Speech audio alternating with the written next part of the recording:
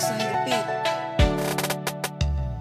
Sanki ya ja ni gani na zautu, ba lafazin da za ni ganewa sai na yar uwa.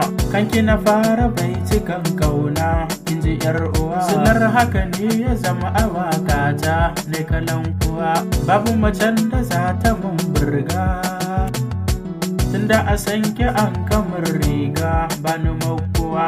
Har fa dukkanin mutunci na, don haka ni ba za na manta ba da ke yar uwa. Duka abin da zan yi to yanzu da ke alkawarin da kin kai min dirke ga hannu na kin ga kama da muje gabatar da ni gurin duka ahali sadakin ki zambiya ko nawa ne, sai mu jira ranar da za a zo a yi shagali yar uwa. Kin ci abin da ke a rai yau na bayyanar miki. Rex on the beat.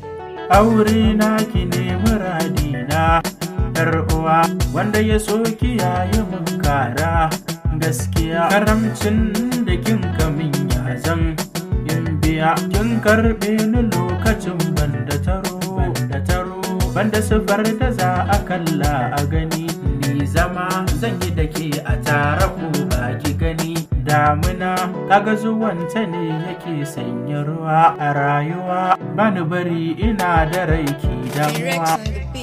Za mu zamo a rayuwa babu fada kowa zai taba ki zan mai magana dan ya kula. Babu ya akan ki zan iya kisa kai, kin zama tause mu gawa za ya hana zo mu haɗu kar mu rabu har abadan kin zama ni na zama ke mutu ka raba.